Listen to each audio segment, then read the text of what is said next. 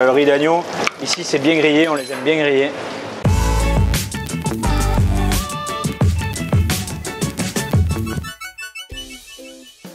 Salut tout le monde, bienvenue, nouveau vlog aujourd'hui. Et là je suis à la gare, je viens d'arriver à Montpellier. C'est une journée marathon qui m'attend dans la région, puisque tout à l'heure je vais partir à Carcassonne, mais juste avant je vais partir à Ségur, c'est près de Rodez, qui est aussi à 1h30 de Montpellier, mais dans l'autre sens.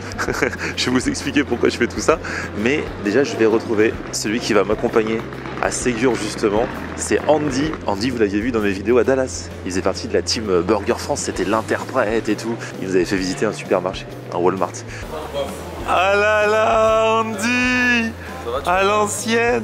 Elle en est en route avec le poteau Andy. Là on part à Ségur, c'est dans l'Aveyron, pour retrouver Sébastien qui est un ancien participant de la Coupe de France de Burger, parce que je fais des petites vidéos pour les réseaux sociaux de la Coupe de France de Burger pour inciter les restaurateurs à s'inscrire, puisque c'est bientôt la fin des inscriptions et comme ça il raconte un petit peu son parcours et tout ça. Donc là on y va, c'est pour ça que Andy gentiment il m'a dit viens je t'accompagne jusqu'à là-bas. Et puis ensuite je reviens à Montpellier, je reprends un autre train et je vais à Carcassonne. Mais dans les médias on va à côté de Rodez, à Ségur, chez Sébastien, c'est parti. Et on est sur le viaduc de Millau ici, le fameux.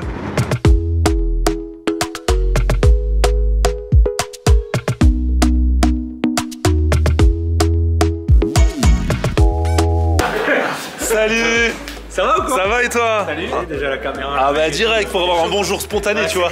Eh Sébastien, c'est lui que je viens voir ici. Hello. Donc on est à Ségur, c'est pas très loin de Rodez. C'est ça, entre Rodez et Millau, au cœur de l'Aveyron. Et on est passé par le viaduc de Millau première fois. C'est ça. Franchement trop bien. Ouais, magnifique. Ah ouais, paysage et tout. Et donc toi, alors t'as un resto ici, Hôtel du Vior, et t'as ouvert, parce que suite à ta participation à la Coupe de France du Burger, t'as ouvert carrément un fast-food 100% burger à Rodez. Un fast-food 100% burger, 100% aveyronnais. Voilà, c'est génial, on se régale, c'est le top. Et tout ça grâce à la Coupe de France et le Black Flambadou, bien sûr. Ouais, génial. Ah ouais, le Black Flambadou, c'est son burger vraiment signature qu'il a fait à la Coupe de France. Du coup, tu nous montreras aussi tout à l'heure. Ah oui, on va tout goûter. Ah, vous êtes là, on va tout goûter. Allez. Et ici, je vois passer que des burgers. Là, tout le monde prend le Black Flambadou. C'est grâce à ça que tu t'es fait connaître à l'époque à la Coupe de France de burger. Donc c'était en 2020. 2020. Ouais. Année Covid. Ouais, ah ouais, c'est ça. Ouais, non, après c'était. Mais à la base, tu faisais pas de burger ici. Ici, on fait des burgers depuis 3-4 ans, pas plus. À la base, c'est quoi? C'est un resto traditionnel? Un resto tradit, riz d'agneau, tête de veau, enfin tout ce qu'il faut quoi, à la campagne quoi. La soupe au fromage. On faisait que des pizzas le week-end, mais les pizzas avaient des bons produits et tout ça. Mais les jeunes, ils en avaient plein le cul de bouffer des pizzas. Et j'ai été un week-end par mois à faire des burgers quoi. Mais avec le fromage du copain à côté, avec le miel du Lévezou, et on a essayé, le boulanger il nous faisait les pains et tout ça. Et là ça cartonnait, on a fait entre 200 et 300 burgers assez vite en 3 soirs. Ah ouais. Pour nous c'était gigantesque quoi. Et petit à petit on a progressé, on a acheté un avant de bœuf, on a fait 300 ou 400 et puis un jour on a décidé de flamber au capucin. Donc voilà, le capucin c'est ce que vous voyez ici, c'est un entonnoir en fer. Oui, j'ai vu, comme au Moyen-Âge un peu là. Ouais, c'est un peu, ça fait une technique un peu ancienne.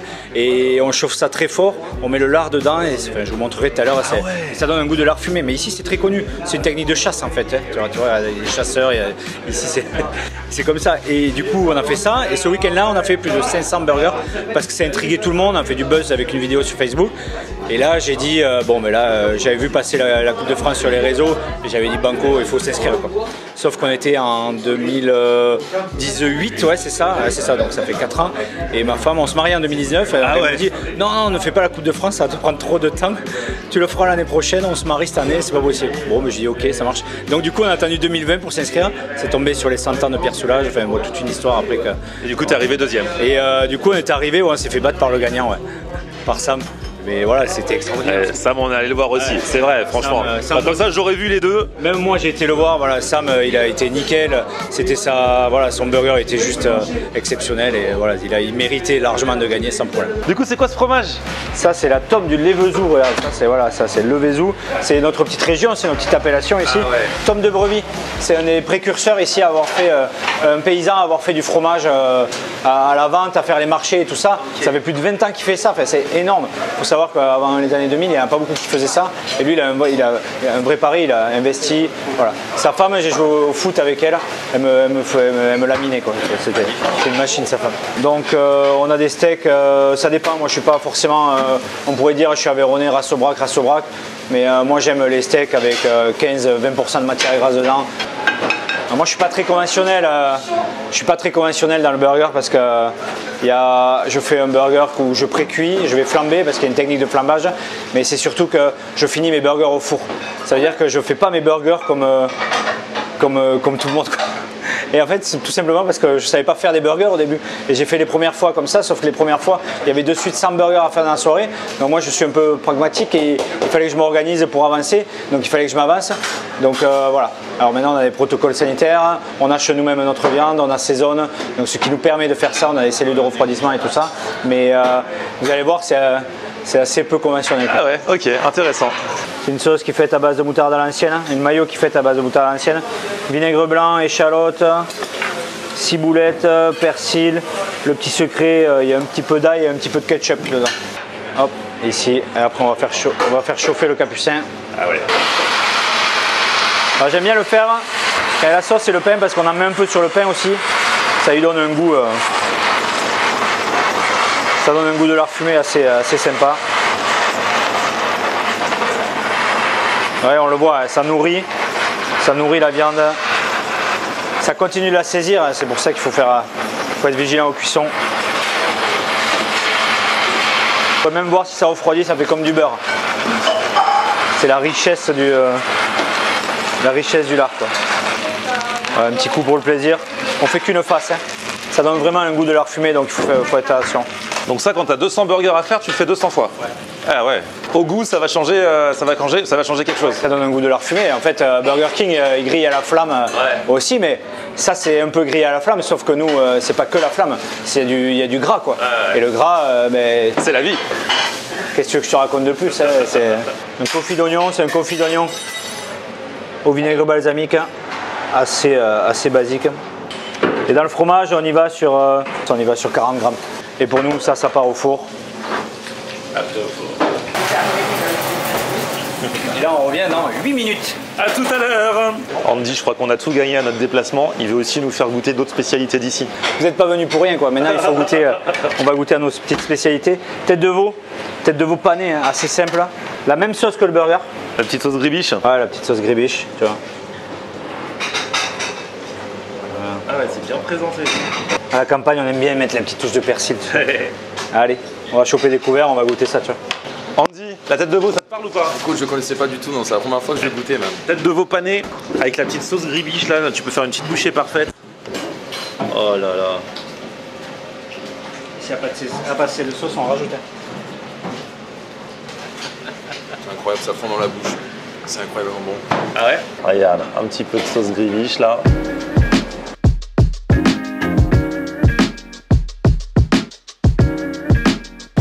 Moi, je mange pas de la tête de veau comme ça et tout, hein, particulièrement. Mais là, pané avec la sauce gribiche, c'est un mariage de malade. Et c'est trop bon. Hein. Oui, c'est bon. Parce que le croustillant, le côté pain va amener quelque chose de sympa. Et on a eu fait un burger même comme ça. Ah ouais? Ouais, qu'on avait appelé le Jacques Chirac. Ah bah oui, il adorait la tête de veau. La référence, sauf que les gamins, par contre, là, ils n'ont pas la référence. Ah bah non, c'est comme si tu leur dis manger des pommes. Manger des pommes. On commence à se faire vieux, Sébastien, c'est tout. C'est clair, c'est là où tu te dis. Ouais. Magnifique.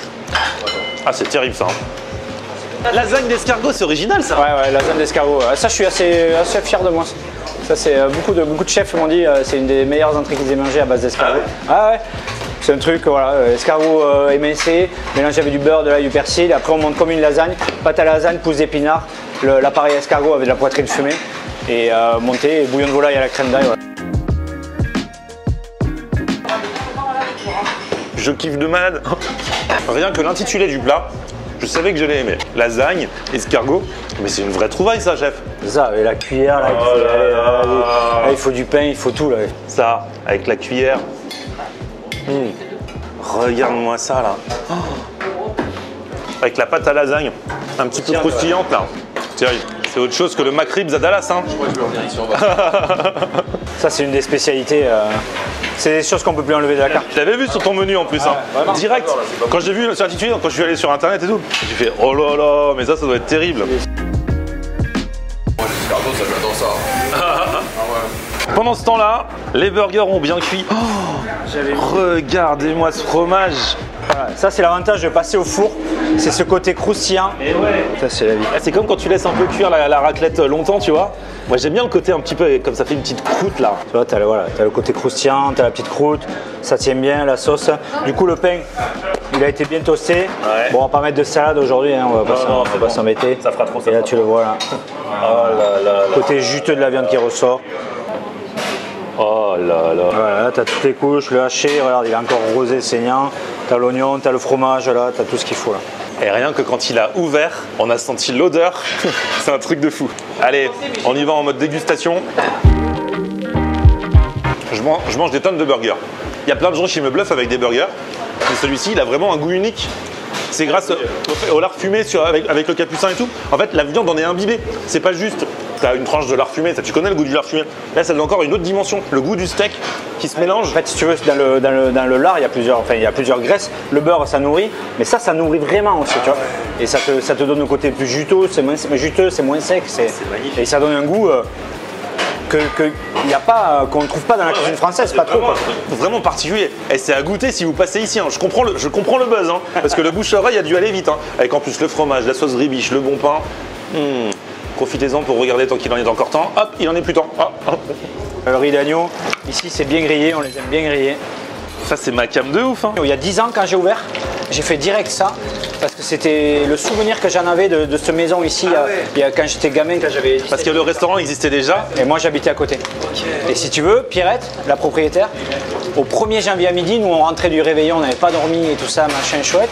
Et elle, le 1er à midi, c'était riz d'agneau. Elle était ouverte, elle faisait des repas. Et nous, on nous cassait les pieds, tu vois, on était un peu chiants, on jouait, on restait au bar, on picolait encore. Et elle nous jetait les restes de riz d'agneau. mais mon porc, mais c'était délicieux. C'était un truc de malade quoi. Et le premier déjeuner que j'ai fait, j'ai voulu y rendre hommage et on a fait déjeuner riz d'agneau. Et j'en avais jamais fait. La première fois que j'en ai fait, c'est pour 200. Wow. Alors toi, tu fais pas les choses à moitié. Ma femme elle me dit mais t'es sûr que tu vas y arriver? Je dis bon on verra bien, hein. Il y en a d'autres qui arrivent. Hein. Et ça s'est bien passé. Et ça s'est bien passé. Et les mecs ils étaient contents. Allez Andy, chaud devant. C'est Andy qui fait le service. C'est riz d'agneau, le plat collector non seulement de Sébastien, mais d'ici, de cet établissement depuis super longtemps. Ah, c'est la spécialité. Elle était là depuis quelle année, Pierrette, tu sais ou pas? C'était 3 ou 4e génération. Ah ouais. Donc il y a une vraie histoire dans ces murs quoi. Et elle a eu beaucoup d'émotions à me céder le truc parce que mon premier stage collège, je l'ai fait là. Non. C'est génial. Rien que pour ça, il faut taper dans ces riz d'agneau.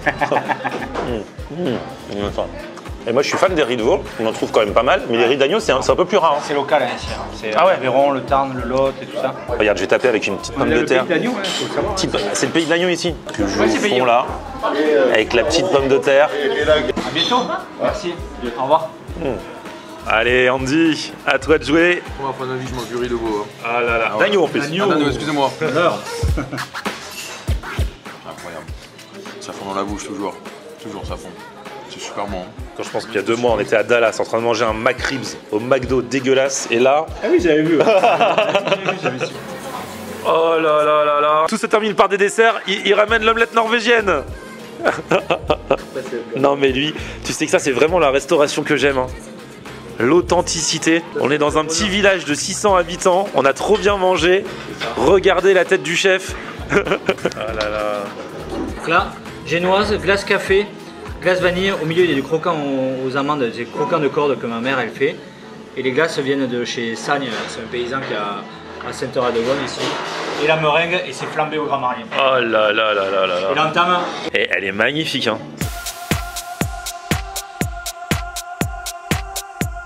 Eh, on a trop bien mangé. Eh, Sébastien, vraiment, merci beaucoup. Bah, avec plaisir. Hein. Au printemps, on a pris le rendez-vous. Ah oui. Je viens dans l'Aveyron, tu me fais faire un petit tour. Le tour de l'Aveyron. Fais gaffe, c'est grand l'Aveyron. Bah, je sais, je sais. Temps, hein. Mais comme moi aussi, c'est bon. Régime aussi. On sera raccord. En attendant, il y a le fast-food de burger à Rodez. Je vous mets les infos dans la description. Il s'appelle Big Gachou. Et ouais, tout simplement, parce que ton nom de famille c'est Gache. C'est Gache. Sébastien Gache. C'est Gachou. Donc c'est voilà, Big Gachou. Et puis ici, c'est l'hôtel du Vior. Voilà. Et on y mange trop bien. Il y a le burger et il y a aussi tout ce que vous avez vu aujourd'hui dans la vidéo. Voilà, c'est ça. Bien. Merci, à très bientôt en tout cas. Merci de ton passage. Merci Andy aussi. Ah, mais nous on va conduire. Ah ouais, là on repart à Montpellier. Et direction Carcassonne dans le prochain épisode. Petit pouce vers le haut si vous avez kiffé la vidéo. Vous vous abonnez à ma chaîne et puis on se retrouve sur mon Facebook Florian On Air et Twitter, Snapchat, TikTok, Instagram. C'est aussi Florian On Air.